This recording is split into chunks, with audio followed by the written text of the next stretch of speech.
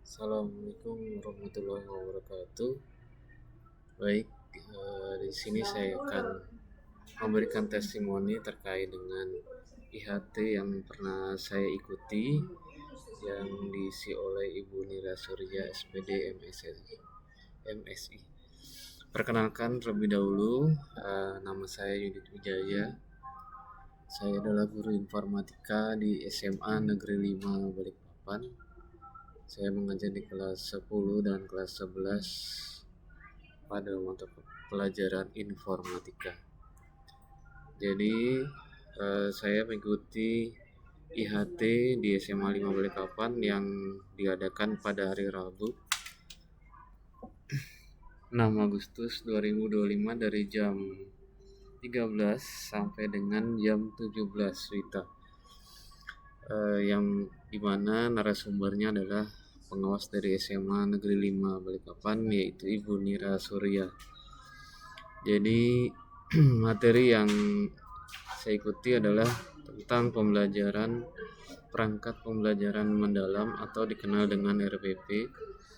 Materi file yang dibagikan yaitu materi menyamakan pemikiran berisi pengertian diferensiasi pembelajaran, kemudian tes bagaimana kita melakukan tes diagnostik gaya belajar meliputi visual, kemudian audio, dan juga kinestetik. Kemudian ada file yang kedua yaitu berisi khusus link perencanaan pembelajaran berisi step-step prompt yang menjalankan perintah ChatGPT sampai dengan utuh menjadi modul ajar. Kemudian yang ketiga adalah capaian pembelajaran per mata pelajaran. Sehingga pengalaman yang saya dapatkan dalam menggunakan AI untuk membuat RPP, teknologi ini sangat sekali berguna sehingga membantu saya dalam membuat perangkat pembelajaran mendalam dan juga sangat terbantu membuat modul ajar dengan alat bantu dari ChatGPT. Jadi kemarin pembelajarannya banyak sekali menggunakan ChatGPT. Kemudian testimoni yang kedua, apa manfaat yang saya rasakan ketika menyusun AI dalam menyusun RPP, serta berikan contoh spesifik dari pengalaman yang saya peroleh.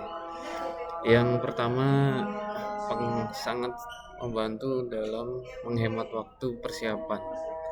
Yang kedua, mendapatkan ide yang kreatif dan variasi model. Jadi bisa saya dapatkan banyak ide-ide yang tertuang di situ. Ya, kemudian yang berikutnya adalah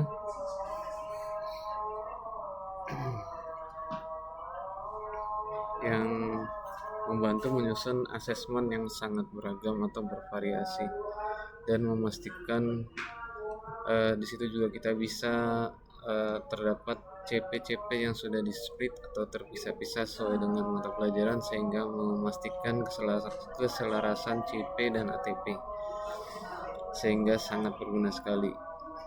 Kemudian testimoni yang ketiga yang bisa saya dapatkan, bagaimana AI dalam pembuatan RPP mempengaruhi efisiensi dan kualitas perencanaan pembelajaran. Jadi dengan AI, waktu yang biasanya saya habiskan berjam-jam untuk menyusun RPP bisa berkurang hingga setengahnya, bahkan dalam hitungan menit.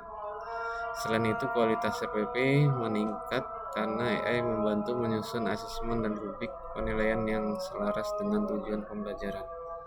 Misalnya untuk topik jaringan komputer, AI memberi contoh asesmen berbasis studi kasus, merancang jaringan sekolah lengkap dengan indikator penilaiannya.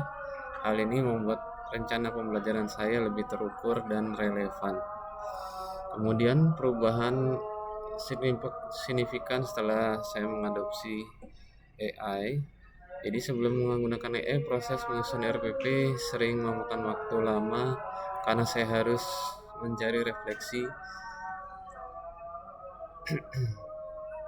referensi, merangkai kegiatan, dan memastikan kesesuaian antar komponen. Jadi setelah menggunakan AI, prosesnya menjadi lebih cepat, sistematis, dan minim revisi.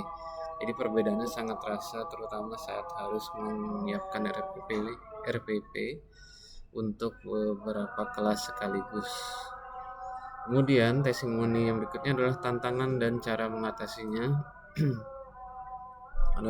Tantangan pertama adalah memahami cara memberikan perintah prompt yang tepat kepada AI. Jadi kita sambil belajar bagaimana memasukkan perintah-perintah prompt yang sesuai dan bisa dipahami oleh AI. Di awal hasilnya yang biasa saya rasakan adalah sering belum sesuai, tapi dengan sering saya belajar dan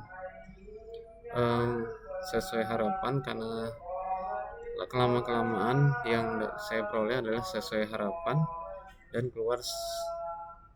keluar yang perlu adanya perbaikan.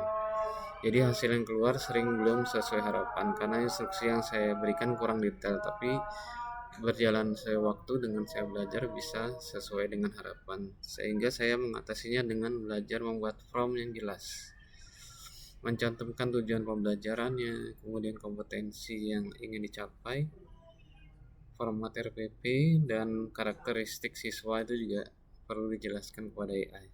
Setelah itu hasil yang saya dapat jauh lebih sesuai dan siap pakai. Baiklah, itu saja testimoni yang bisa saya sampaikan terkait dengan materi yang saya pernah dapatkan pada IHT yang diisi oleh narasumber yang hebat, yaitu Ibu Nira Surya. Terima kasih. Assalamualaikum warahmatullahi wabarakatuh. Salam bahagia.